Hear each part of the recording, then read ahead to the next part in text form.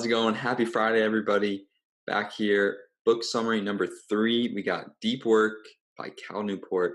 It's a really great one. It's in the top 20, my top 20 books for sure. Very, very useful skill.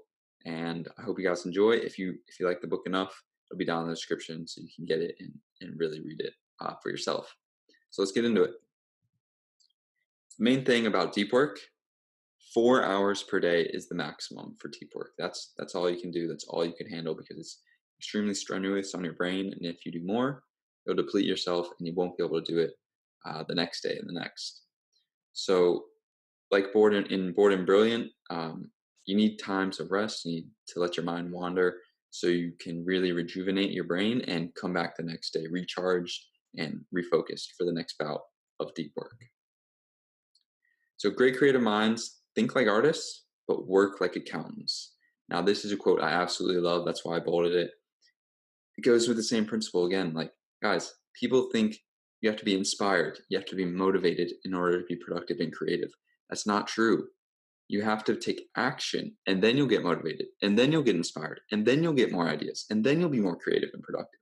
I'm telling you, if you designate a time and place and you ritualize your deep work, that's when you will become very creative and very productive at the same time.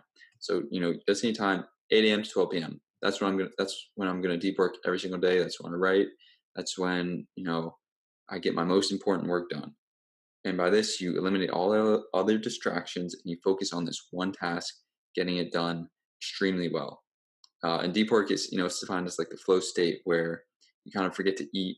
Time goes by just like that, and you're just, creative thoughts are flowing in, all that good stuff. So you got to ritualize it, designate a specific time and place, and it'll make it that much easier. So again, deep work results in flow. So it's like the optimum living experience where time passes by easily, like I just said, and you forget to eat. You're just very focused and extremely fulfilled with the task at hand.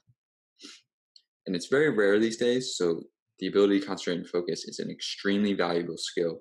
I guarantee you, if you can learn how to deep work on a daily basis in any industry, any job role, you will succeed. Because deep work lets you learn hard things quickly. You don't get distracted anymore. You put your phone somewhere in another room, you go to work for 4 hours straight, and you just produce the best work you possibly can.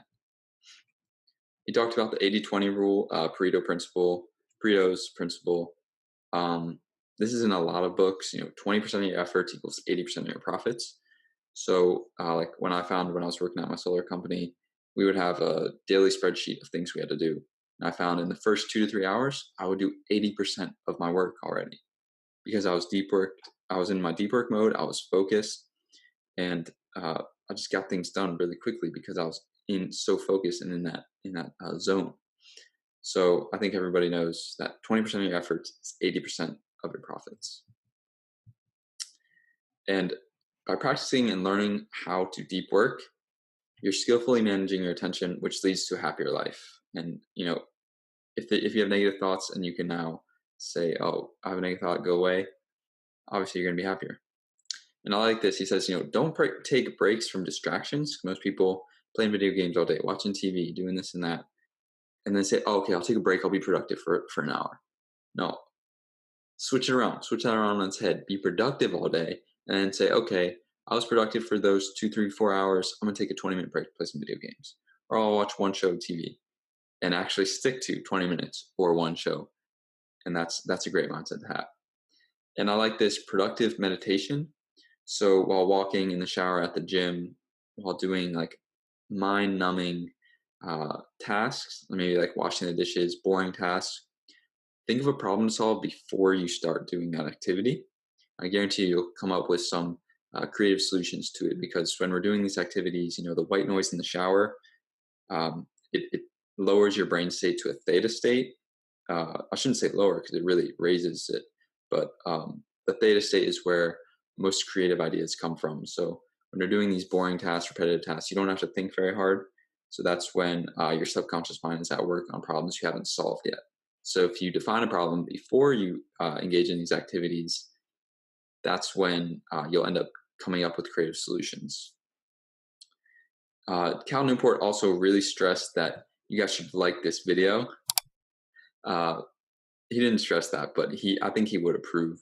And so if you like this video, if you think it was valuable, please like it. Please subscribe to the channel so you can get all of my book summaries, get notified when I post every Monday, Wednesday, and Friday, so you can keep learning, get more knowledgeable, and get a leg up in the world. Like again, if you really like this book, if you think you want to go deeper into the science behind deep work, like I said, it'll be in the comments. A link will be in the comments. So at least if you thought this was valuable, least you could do is help me out by getting that book from the comments. Hey guys, so lifelong learning and reading books is just one part of Sticky Habits University and Discipline 101. Imagine kicking all your bad habits to the curb, and imagine how successful you'd feel after implementing 10 new healthy habits. After enrolling in Discipline 101, my new course, that's how you'll feel every single day. Because it's simple. It all boils down to constantly reinventing yourself through self-discipline and healthy habits, because that maximizes your freedom and it maximizes your fulfillment. Living like this changed my life. Go check it out.